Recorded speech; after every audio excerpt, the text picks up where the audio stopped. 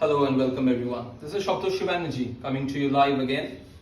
And in this week of the World Homeopathy Week, which is the birth anniversary of our master, Hahnemann, I was sharing with you a few very interesting tips, few ancestral heritage which I've learned over the generations about few organopathics, especially in this drug-dependent world of asthma. In the modern day world, when there is so much pollution and there is so much lung disorders, and the world is reeling from conventional chemicals, homeopathy can always help you to wean off those conventional chemicals by prescribing these organopathic remedies. You come across children, you come across elderly, you come across the young population, they are under the effect of chemicals and bronchodilators and inhalers. And they do not see a light at the end of the tunnel that, yes, I can withdraw these conventional medication.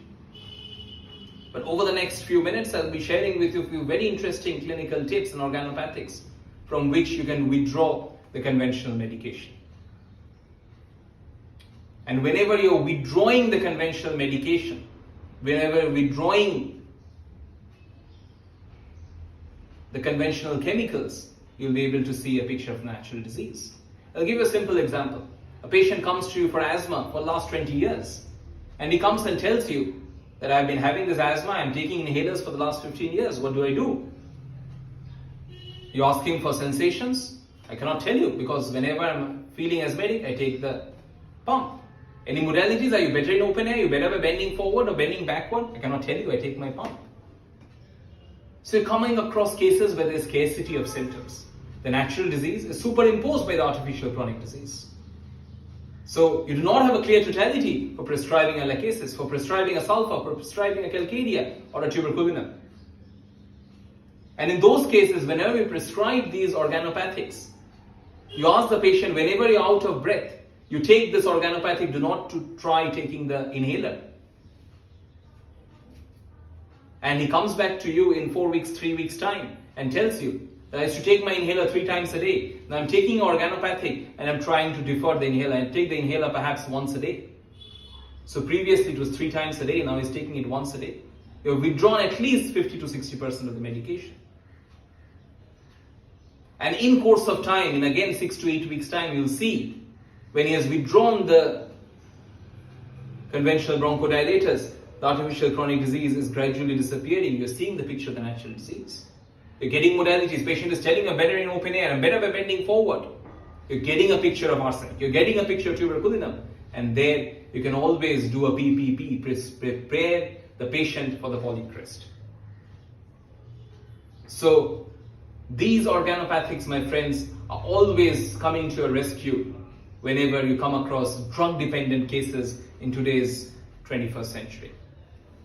My first remedy for the day is amyl nitrosum.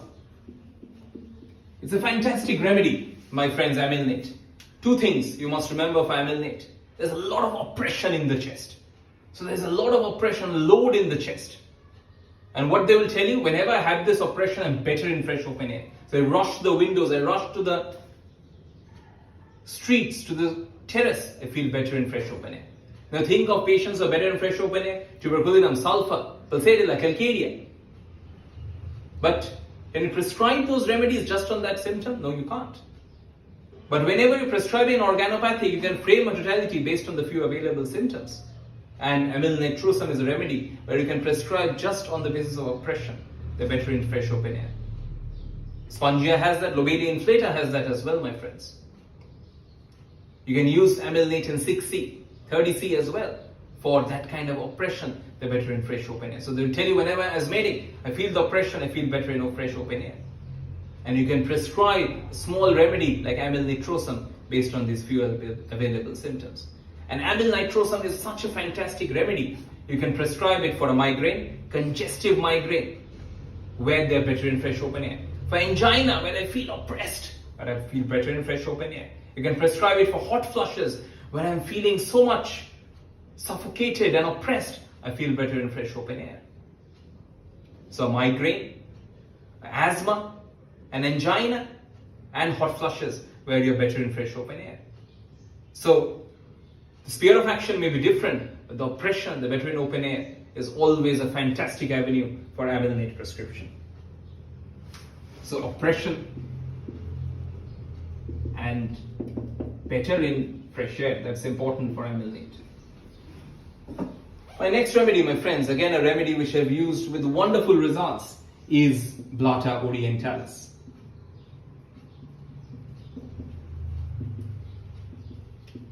Blatta, my friends, is prepared from Indian cockroaches. And if you think of the doctrine of signature, where do the cockroaches live? They live in the cracks and crevices, where there is damp and shady places. And that's the doctrine of signature for Blatta orientalis.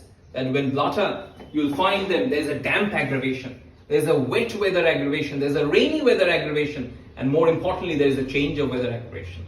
So think of all those cases of psychotic bronchospasm, where you have a damp weather, where you have a change of weather, where you have a rainy weather aggravation, and Blatta will always come to your rescue. Very interestingly, in Blatta, if you open Boricus Medica, you will find it mentions indicated after arsenic is insufficient. So whenever arsenic has taken care of the spasm, but the cough remains, you can always think of Blatta to take care of the remaining cough. And all those cases of psychotic bronchospasm, when you see the patient is under conventional medication, you prescribe Blatta for the damp aggravation, for the rainy aggravation, for the wet weather aggravation, for the change of weather aggravation. And you always pave the way for a better psychotic remedy prescription, for an Arania diadema prescription, for an Natrum sal, for a Thuya, for a Dulcamara prescription in the coming weeks. So preparing the patient for the polycrest. You cannot prescribe a Natrum sal for a Thuya just on the damp aggravation. So Blatta orientalis will always come to your rescue. The cockroach will always come to your rescue for this psychotic bronchospasm. And if you see in Boricae, you'll see it's mentioned, indicated even after arsenic is insufficient. So even a polycrest like arsenic has failed, and still Blatta will help you in your practice. So do not ignore these underrated remedies. And especially my friends who are joining in from the Indian subcontinent, these Indian remedies work really well in the Indian constitution, because of this affinity for the subcontinent constitution. 6C, 30C again, tincture for Blatta orientalis is also quite useful. So aggravation damp, aggravation rain, aggravation change of weather,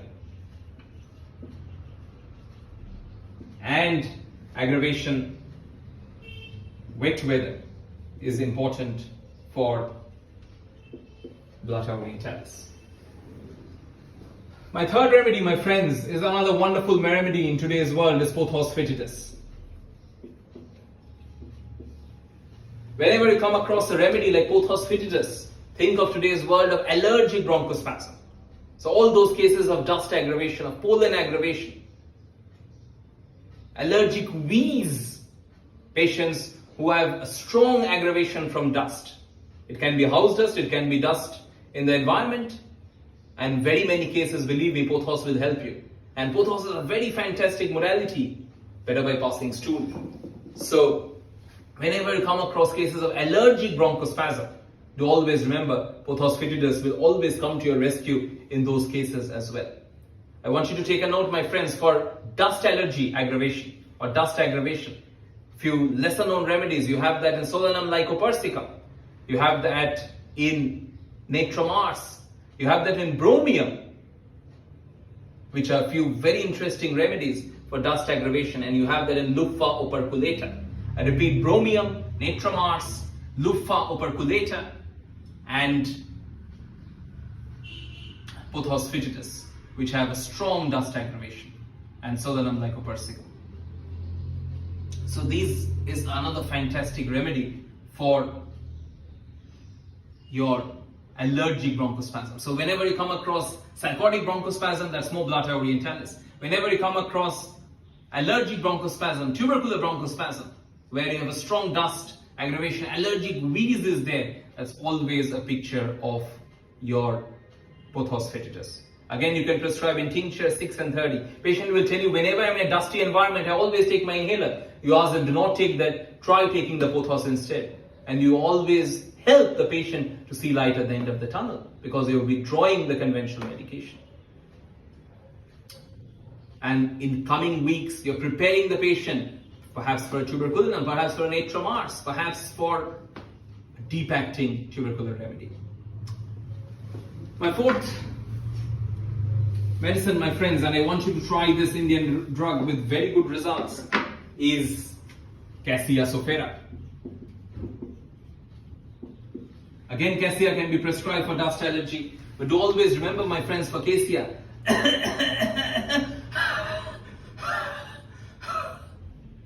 the cough precedes the spasm.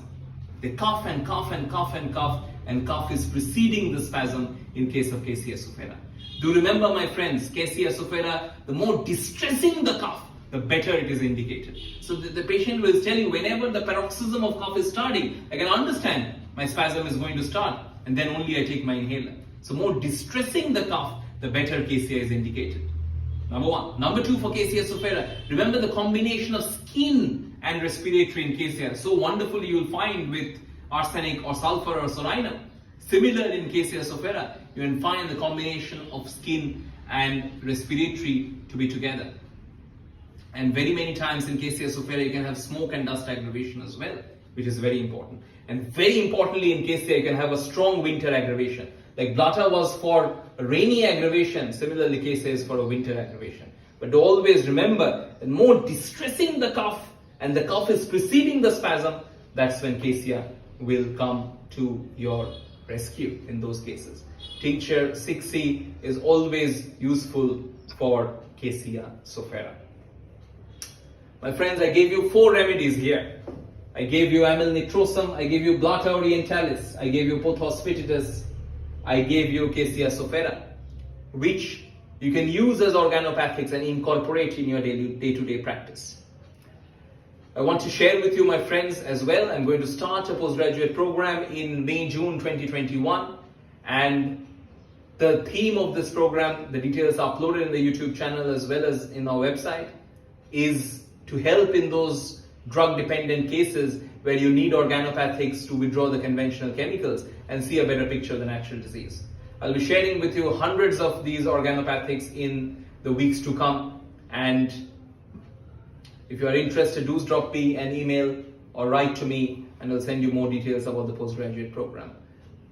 But please make sure I share with you these 4 very fascinating remedies.